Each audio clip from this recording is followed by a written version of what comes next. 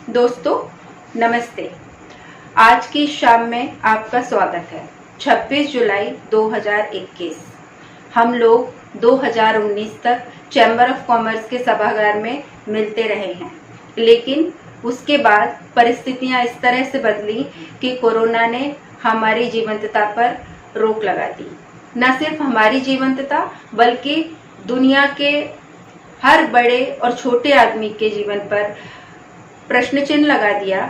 बहुत सारे लोगों ने अपनी जिंदगियों को खोया और आज भी हम उस कोरोना से जूझ रहे हैं, लेकिन हमारी कामना है कि हम बहुत जल्दी इससे उबरेंगे और 2021 में ही फिर से एक बार आपसे रूबरू होंगे हम सबके प्रिय कवियों के साथ। 2003 में मुकुट बिहारी सरोज स्मृति न्यास ने पुरस्कार देने की शुरुआत की और 2003 से 2021 तक का ये सफर हमने तय किया।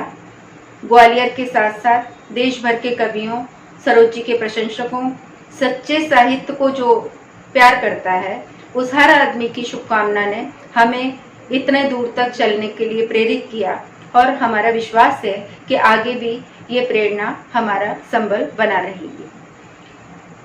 इस बार का पुरस्कार हम आदिवासी युवा कवित्री जसिंता केरकट्टा को दे रहे हैं, जो जानी जाती हैं अपने संघर्ष के लिए, अपनी कामयाबी के लिए, और न सिर्फ भारत में बल्कि विदेशों में भी उनकी कविता की गूंज है।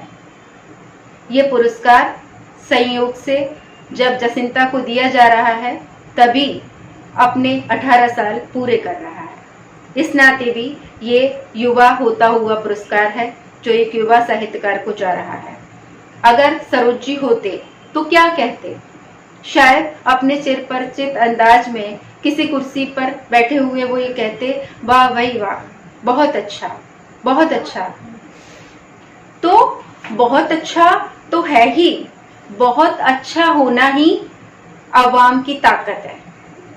अवाम जब अच्छा करने पर आता है तो बहुत अच्छा होता है। तो इस पुरस्कार में बहुत सारे लोगों का योगदान है, उन सबका शुक्रिया। लेकिन अवाम की ताकत और खुद पर विश्वास, अवाम की ताकत और खुद के साहस पर विश्वास करना एक बड़ी बात है, जो बुरे से बुरा भी अगर हो तो भी खराब नहीं होता। अगर आप अपने साहस से लड़ रहे हैं, संघर्ष कर रहे हैं, तो आप बुरे को भी अच्छा बनाने की ताकत रखते हैं। और इसलिए जैसा कि सरोज जी ने खुद कहा है कि जितना जहर पिया उतनी बढ़ गई उम्र, जितना जहर पिया उतनी बढ़ गई उम्र, जाने ऊपर वाले को क्या मंजूर है। तो असाधारण यकीन था उन्हें असाधारण यकीन था उस आम आदमी पर और उसकी जिजीविषा पर। इसीलिए उन्होंने यहां तक कहा कि मौत मर गई थी जीवन के डर के मारे, मौत मर गई थी जीवन के डर के मारे। तो ऐसे ही दुस्साहसी कवि की याद में हम लोग ये कार्यक्रम करते हैं और संयोग से वर्ष 2021 का सम्मान एक ऐसी युवा कवित्री को जा रहा है जो तमाम बाधाओं को पार करके अपने परिवार से लड़ भिड़ कर, अपनी तकलीफों से मुकाबला करके, जिसने एक ऐसा स्थान हासिल किया है, एक ऐसी जगह अपनी दम पर बनाई है जिससे उन्हें और आगे जाना है। हम उन्हें बधाई भी देते हैं। और जसिंता केरकट्टा साहित्य की दुनिया के साथ साथ दुनिया भर के कई देशों में पढ़ी जाती हैं। उनकी कविता की, उनकी कहानी की गूंज दूर दूर तक है और हमें फक्र है कि हमने और हमारी जूरी ने उन्हें इस बार चुना है। आदिवासी इस पूरी दुनिया की सभ्यता के निर्माता हैं, लेकिन ये विडंबना है कि उसी आदिवासी को उसकी जगह से बेदखल किया जा रहा है। उसी आदिवासी को मुख्य धारा से काट दिया गया है, जिसने इस दुनिया का सृजन किया, जो इस दुनिया का निर्माता है। खैर, उदारीकरण का दंश उन्हें भी काट रहा है और इस उदारीकरण ने हमारी समाज को, हमारी दुनिया को बहुत बहुत आगे ले जाया है, लेकिन कायदे से देखा जाए तो बहुत बहुत पीछे किया है। तो भारत से लेकर इजराइल, जर्मनी तक जसिंता की कविताओं को सुना जाता है, उनकी कहानियों को सराहा जाता है, उनके अनुवाद किए जाते हैं और हमारी भी शुभकामना है कि वो इसी जिजीविषा के साथ, इसी संघर्ष के साथ पूरी दुनिया पर छा जाएं, अपने साहित्य से, अपनी ताकत से, अपने संघर्ष से। ये समय समूची मानवता को चुनौती का समय है। ये समय ऐसा है जब प्रकृति भी हमसे रूठ गई है, हमसे नाराज हो गई है, जिसका खामियाजा हम उठा रहे हैं। और ये अनुशासनहीनता का भी समय है। अनुशासनहीनता का समय इसलिए भी कि श्रम के एक हिस्से को देने के रूप में भी अनुशासनहीनता हुई है और नतीजा यह है कि देश कई कई महामारियों का शिकार हो रहा है, कई कई महामारियां जन्म ले रही हैं और जनता और देश के लिए होती है सच्ची कविता। सच्ची कविता का अर्थ है कि हम उस तकलीफ से, उस कष्ट से कैसे मुक्ति पाए। सच्ची कविता इसका भी रास्ता हमें दिखाती है और आज उन्हीं तकलीफों के निदान के लिए सच्ची कविता को लिखा जा रहा है। लेकिन शायद सच्चे कवि या सच्चे लोग आज भी उस कतार में पीछे हैं, लेकिन ये हमेशा नहीं रहेगा। जरूर सच्ची कविता और सच्चे लोग आगे आएंगे, जो आ भी रहे हैं और निश्चित ही उनकी संख्या कम हो सकती है, लेकिन उनके हौसले कम नहीं हैं। वो हौसले बहुत हैं और इतने हैं कि इस दुनिया को खूबसूरत बनाने की ताकत रखते हैं। यहाँ भारत में एक और त्रासदी हुई है, जिसे सरोजी ने अपने शब्दों में इस तरह कहा कि साफ करो स्वीकार, साफ करो स्वीकार कि हमने बदपरहेजी की, साफ करो स्वीकार कि हमने बदपरहेजी की, भारतीय बीमारी की औषध अंग्रेजी की। तो यही हुआ हमारे साथ। जो दवा होनी चाहिए थी वो दवा हमारे लिए मुहैया नहीं हुई और जो समाधान लाने की कोशिश भी की गई तो वो हमारी बनावट को, हमारे देश की बनावट को, हमारे समाज की बनावट को देखते हुए नहीं था, बल्कि विदेशी बहुराष्ट्रीय कंपनियों के मगरमच्छ के रूप में जो लोग आए, उन्होंने स्थिति को और ज्यादा खराब किया और ज्यादा बिगाड़ा। और फिर एक ऐसा विचार जो किसी जमाने में हिटलर या मुसोलिनी का था, उसे भारतीयता का तिलक करके पेश किया गया हमारे सामने और ऐसी परिस्थितियों में हालात सुधरने की बजाय और खराब होती चली गई और हम और आप जानते हैं कि वो आज भी कितनी खराब है, ये कहने की जरूरत नहीं है, हम सभी रोज देख रहे हैं। सरोजी के शब्दों में अगर कहें तो जो जो दिन की बात की गई, जो जो दिन की बात की गई त्यों त्यों रात हुई, जो जो दिन की बात की गई त्यों त्यों रात हुई, ये भी कोई बात हुई। ऐसी परिस्थितियों में हम सरोजी की स्मृति में जिस पुरस्कार को, जिस सम्मान को दे रहे हैं, वो केवल औपचारिकता नहीं है और हम इसे औपचारिकता नहीं मानते, बल्कि अपने उस विश्वास का नवीकरण मानते हैं जिस विश्वास के आधार पर जनता की कविता खड़ी हुई है। और जनता की कविता राह दिखाने की एक कोशिश कर रही है और कविताओं ने और सच्ची कविता ने, अगर हम इतिहास में जाएं तो ऐसे कवि, वाचक, ऐसे सूफी संत रहे हैं जिनकी कविताओं ने, जिनके साहित्य ने समाज को बदलने का काम किया है। हमारी भी कामना है, हमारी आशा है, हमारा अटल विश्वास है कि एक दिन ये कविता अपने इस रूप में भी आएगी और समाज को बदलने की अपनी वास्तविक जिम्मेदारी को निभाएगी और समाज जरूर बदलेगा, ऐसा हमारा विश्वास है। बहुत बहुत शुक्रिया, आप सभी का आभार। और इस कामना के साथ जसिंता केरकट्टा को एक बार फिर शुभकामनाएं कि वो हमारे इस कार्यक्रम में आएंगी और उन्होंने सरोज सम्मान को स्वीकार किया और अपना समय हमें दिया। इसके लिए उनका बहुत बहुत शुक्रिया। उनके लिए शुभकामनाएं कि वो बहुत देर तक और बहुत दूर तक आगे जाएं और इस पूरी दुनिया पर अपने संघर्षों के, अपने कहानियों से, अपनी कविताओं से एक नई इबारत लिखें ताकि ये दुनिया और खूबसूरत हो। आप सभी का आभार, बहुत बहुत शुक्रिया, धन्यवाद। नमस्कार। सरोज जी को याद करते हुए मैं आज जिस विषय पर बात करना चाहती हूँ वो है संघर्ष और सरोज। सभ्यताओं की कल्पना संघर्ष के बिना असंभव है। विकास, मैं यूं तो आज के दौर के बहुत ही हास्यास्पद शब्द का इस्तेमाल कर रही हूं, पर ये विश्वास करते हुए बोल रही हूं कि शायद किसी दिन हम इतने विकसित हो जाएं कि विकास और झांसे में अंतर करने लगे। मैं जिस विकास की बात कर रही हूं वो विकास मनुष्य के साथ साथ आगे बढ़ता है। मनुष्य उसे अर्जित करता है और हमेशा खुद ही अर्जित करेगा।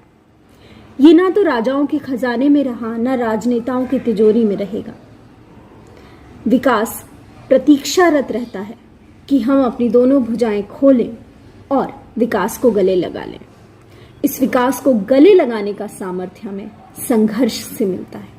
साहित्य भी वो है जो इस संघर्ष को दर्ज करे, साहित्यकार वो जो इस संघर्ष का सामर्थ्य अपने समाज को दे सके। सरोज जी भी अपनी रचनाओं से समाज को पारिवारिक, सामाजिक और राजनैतिक तीनों स्तरों पर संघर्ष करने की प्रेरणा और सामर्थ्य देते हैं। सरोज जी को पढ़ते हुए महसूस होता है कि उन्होंने संघर्ष और विकास की हर तह को खोला है। वे उस मनुष्य को झकझोरते हैं जो अपनी न्यूनतम आवश्यकताओं में उलझा हुआ अपने सामाजिक सरोकारों से विमुख है। साथ ही उस मनुष्य की तरफ भी ध्यान खींचते हैं जिसकी न्यूनतम आवश्यकताएं भी पूरी नहीं होती। सरोज जी समाज के हर वर्ग की ओर ध्यान खींचते हैं और उसे अपनी जिम्मेदारियों का एहसास कराते हैं।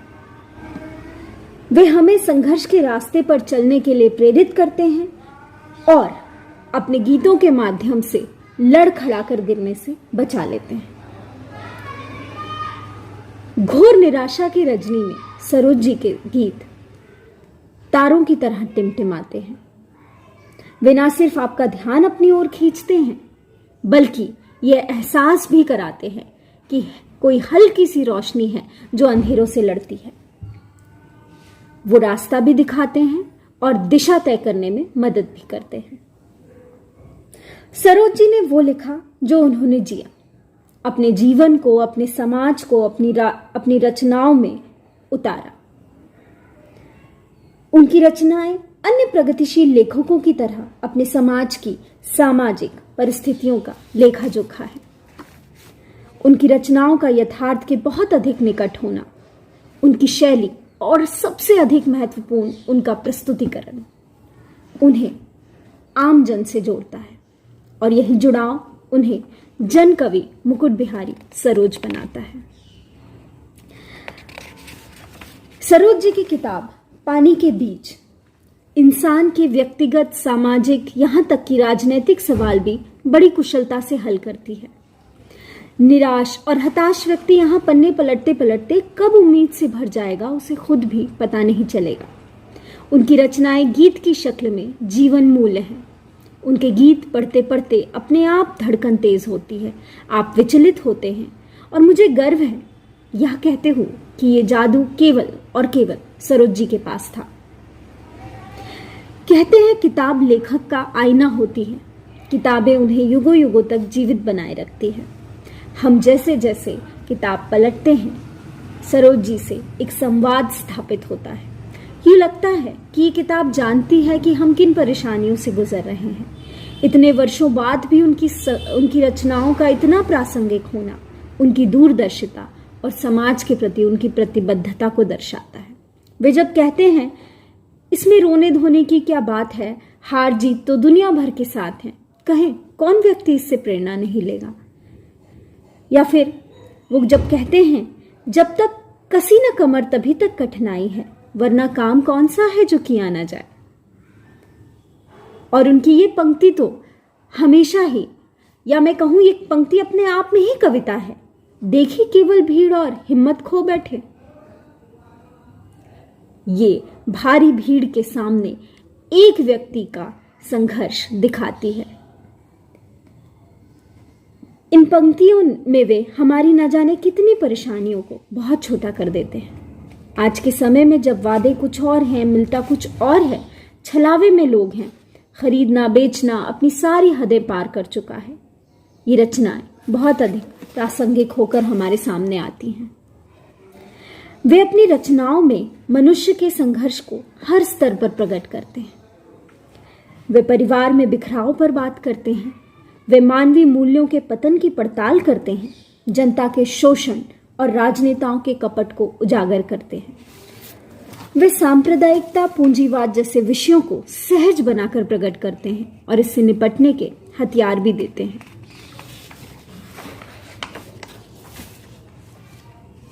उनकी ये कविता चिंता क्यों करते हो, मैं यहाँ पढ़ना चाहूंगी। चिंता क्यों करते हो गलत बयानी पर बूढ़ी दुनिया की, न्यायाधीश समय निर्णय कर देगा अपने आप एक दिन। व्यर्थ नहीं जाता है बोया हुआ पसीना, अलबत्ता उगने में देर भले हो जाए। एक न एक रोज सुनवाई होगी श्रम की, मौजूदा युग में अंधेर भले हो जाए। अगर तुम्हारी फसल रही निर्दोष बादलों का विरोध क्या, सागर खुद क्यारी क्यारी भर देगा अपने आप एक दिन। बात अभी ऐसी है ये जितने वकील हैं, इन सबके मुंह बंद कर गई है तरुणाई। ये पत्थर दिल कभी अश्रु का पक्ष न लेंगे, बेकसूर मर जाए भले कोई तरुणाई। गिरफ्तार हो गए तुम्हारे नाबालिग सपने, इससे क्या, सूरज खुर्द लड़ने लायक पर देगा अपने आप एक दिन। इसमें कोई शक नहीं कि हर रिश्वती बाग में मौसम की मान मनी खुले आम चलती है, मौसम की मनमानी खुले आम चलती है। लेकिन इसका यह मतलब हरगिज मत लेना, दुर्दिन की अंधियारी रैन नहीं ढलती है। निर्वासित कर दिया तुम्हारा फूल क्योंकि काफी हंसता था, जंगल में मधुमास स्वयं घर देगा अपने आप एक दिन, अपने आप एक दिन। ये रचना कई सवालों के हल देती है, उम्मीद देती है, उठकर आगे बढ़ने का हौसला देती है। आमतौर पर जिन प्रतीकों बिंबों का उपयोग प्रेम और श्रृंगार की रचनाओं में होता है, उन्हीं बिंबों और प्रतीकों के माध्यम से प्रगतिशील मूल्यों की पैरवी करते इतने खूबसूरत गीत शायद ही किसी ने लिखे हों। यही बात सरोज जी की रचनाओं को अनूठा बनाती है और बार बार पढ़े जाने की मांग करती है। सरोज जी बखूबी जानते थे कि साहित्य अपनी असली पहचान जनता से जुड़े मुद्दों और जनहित में लिखकर ही पा सकता है। इसीलिए उन्होंने अपने गीतों के माध्यम से आने वाले रचनाकारों को दिशा दिखाई। उन्हें इस बात की चिंता बराबर रही कि आने वाली पीढ़ियां क्या लिखेंगी, और उन्होंने अपने गीत में कई बार इसे दोहराया, जिसे पढ़कर ऐसा लगता है जैसे वे भविष्य की सारी कलमों को संदेशा दे रहे हों। यदि आज भी हर लेखक उनकी पंक्तियों को पढ़ ले तो वह अपने आप लेखन की दिशा को तय कर लेगा। कुछ पंक्तियां यहाँ उल्लेख की जानी चाहिए, जैसे तू अभी आरंभ ही करने चला है पुस्तिका का लेख, इसलिए उस हाथ फैलाए हुए आदमी को देख। या फिर तब तलक मत लिख कि जब तक आंख पानी से न भर जाए। एक और गीत का हिस्सा है, जो न समय की दर्दीली सांसों के मीत बने, गीतकार ऐसे गीतों को धरती कभी न गाएगी। अभी उजाला पहुंचा ही है कुटियों के दरवाजों तक, यदि तुम सोते रहे लेखनी जीते जी मर जाएगी। मुझे तुम्हारी नहीं फिकर आने वाली पीढ़ी की है, जिसे खून से तर्पण करना पड़े न कहीं बाहरों का। मंदिर से मत दूर आरती के गीतों को ले जाओ, कोटि कोटि जनता ऐसे पागलपन पर पछताएगी, कोटि कोटि जनता ऐसे पागलपन पर पछताएगी। और एक जो बहुत महत्वपूर्ण पंक्ति है, भीड़ भाड़ में चलना क्या, कुछ हटके हटके चलो, समय संजोए नहीं आंख में, खटके खटके चलो, हटके हटके चलो। अंत में उनकी पंक्तियों के साथ मैं अपनी बात को विराम दूंगी। तम ज़रूरत से बहुत ज़्यादा दिखाई दे रहा है, अब मुझे सूरज उगाना ही पड़ेगा। ये पंक्तियाँ मुझे बहुत पसंद हैं और मुझे लगता है सरोज जी ये काम आज कर रहे हैं। उनके बाद उनके परिवार के जनकवि मुकुट बिहारी सरोज स्मृति न्यास के सारे सदस्य ये काम कर रहे हैं। मैं आज सभी सदस्यों को बधाई देना चाहती हूँ। साथ ही इस वर्ष जिन्हें यह सम्मान प्राप्त हुआ है, कवयित्री जसिंता केरकेटा को भी मैं बहुत बहुत बधाई देना चाहती हूँ। धन्यवाद। आप सभी को जोहार। जनकवि मुकुट बिहारी सरोज सम्मान 2021 की घोषणा हो गई है और सरोज जी की पुत्री मान्यता जी ने मुझे सूचना दी है कि 2021 के इस सम्मान के लिए मेरा नाम चयनित किया गया है और देश के वरिष्ठ साहित्यकारों ने मेरा नाम चुना है। मैं उनका नाम नहीं जानती हूँ, लेकिन सरोज न्यास, मान्यता जी और देश के वरिष्ठ साहित्यकारों को मैं धन्यवाद कहना चाहती हूँ और मैं इस सम्मान को स्वीकारती हूँ। साथ ही मैं पुरस्कारों को लेकर मेरी जो भावना है मैं वह भी व्यक्त करना चाहती हूँ कि आदिवासी समाज में पुरस्कारों का चलन तो नहीं है। जब हम इतिहास पढ़ते हैं, अपना इतिहास, तो हम यह देखते हैं कि आदिवासी समाज में जो राजा भी होते थे और आज भी जो मानकी मुंडा होते हैं, वे लोगों के साथ उन्हीं की तरह बहुत सामान्य तरीके से जीते हैं, रहते हैं और लोगों के साथ जुड़ा रहना ही उनकी ताकत है। तो जब हम गांव घर से उठ के आते हैं और कथित मुख्य धारा में बड़े जद्दोजहद के बाद अपने को एडजस्ट करते हैं और फिर से पलटकर अपनी जड़ों की ओर जाते हैं, लोगों के साथ जुड़ते हैं, अपने आप को ज़्यादा जानते हैं, अपना इतिहास को फिर जानने की कोशिश करते हैं, तो हम यह देखते हैं कि शहरों में और कथित मुख्य धारा के बीच पुरस्कारों का एक चलन है, गजब तरीके से चलन है और उसका आकर्षण भी है और उसकी एक अपनी राजनीति भी है।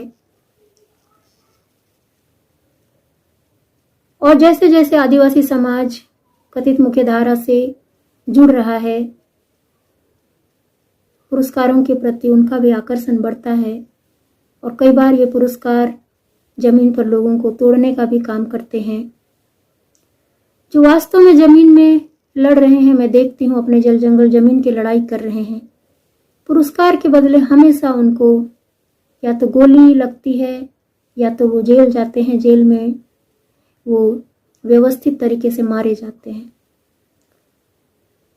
तो शहर में हम जैसे बैठे जो युवा कवि हैं, जब हम उन सारी पीड़ाओं को, संघर्ष को जब हम लिखते हैं और हम किसी पुरस्कार के लिए जब चुने जाते हैं, तो कई बार एक यह भावना उठती है कि हम शहर में क्यों पुरस्कृत हो रहे हैं, हमने ऐसा क्या किया है जो हम पुरस्कारों के लिए चुने जा रहे हैं। और यह विडंबना है कि देश में जमीन में लोग जो सच के लिए लड़ रहे हैं, अपनी आवाज उठा रहे हैं, वो सचमुच मारे जा रहे हैं। और हम फादर स्टैन स्वामी को याद कर सकते हैं। और ठीक ऐसे समय में दिल्ली में बैठे लोग कैसे पुरस्कृत होते हैं, मुझे कई बार यह सवाल मेरे मन में उठता है। और यह पुरस्कारों का गजब तरीके से एक आकर्षण है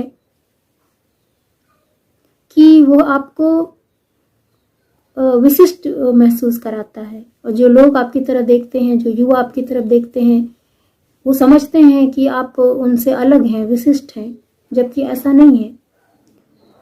जो भी प्रकृति से, जमीन से गहरे जुड़कर काम कर रहा है, समर्पण के साथ काम कर रहा है, एक गजब तरीके का, असाधारण तरीके से साधारण होने का भाव पैदा होता है, और वही हमको मजबूती देता है, और हमको लगता है कि हम वही हैं और यही हमारी असली पहचान है।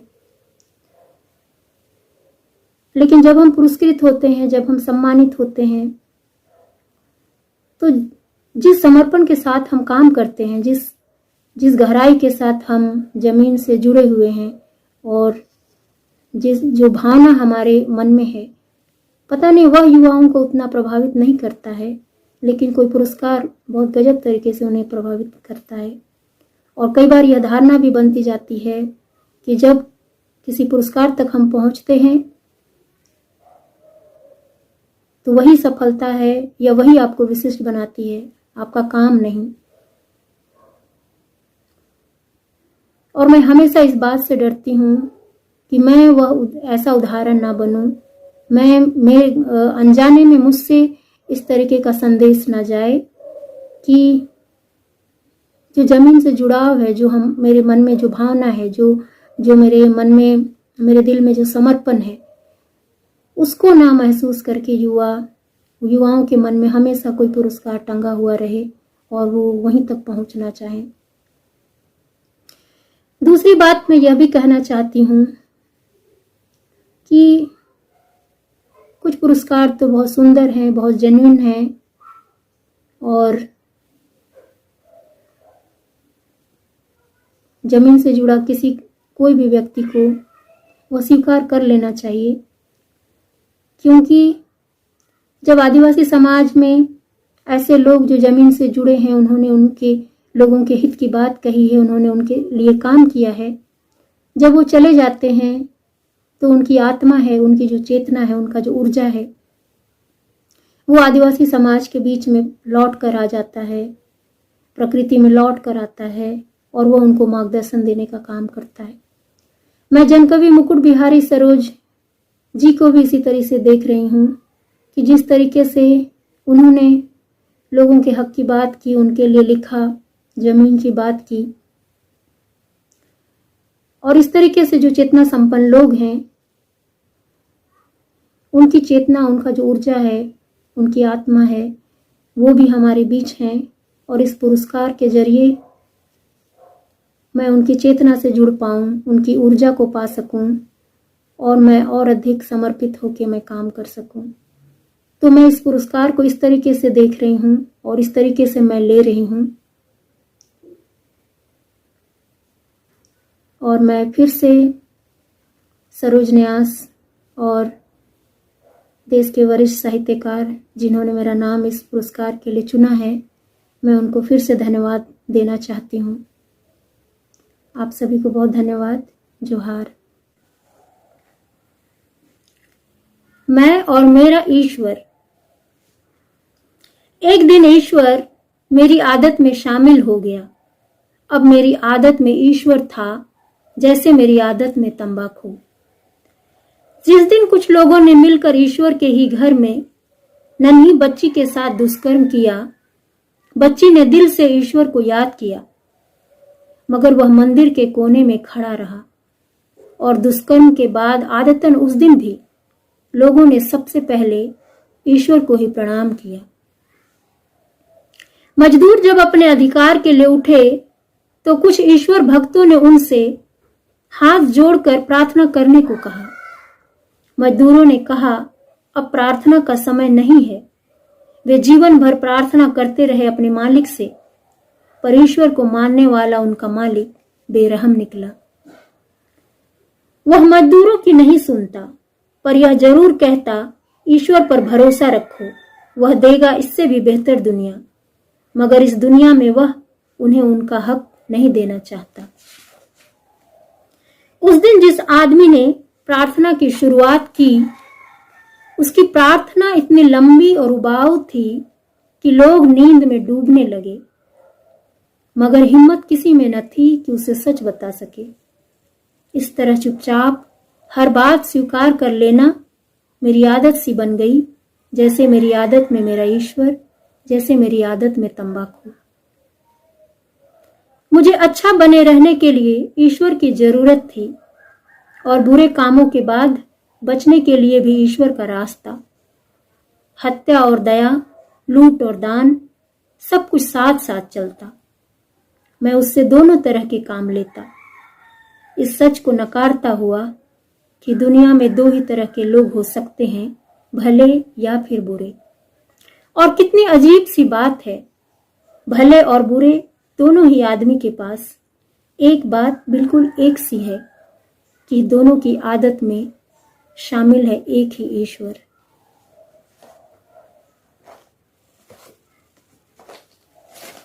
दूसरी कविता है पहाड़ और पहरेदार। पहाड़ के पहरेदार जन्म से पहाड़ को जानते हैं, सूंघ कर जंगल की गंध बताते हैं, नाड़ी छूकर उसकी देह का ताप और उसके चेहरे के बदलते रंग बताते हैं। पहाड़ों, पेड़ों, झरनों, यहां तक कि मिट्टी के नीचे दबे कंद मूल के नाम जानते हैं। वे पहाड़ के सीने में दिल की तरह बसते हैं, जिसके धड़कने से पहाड़ बचे रहते हैं।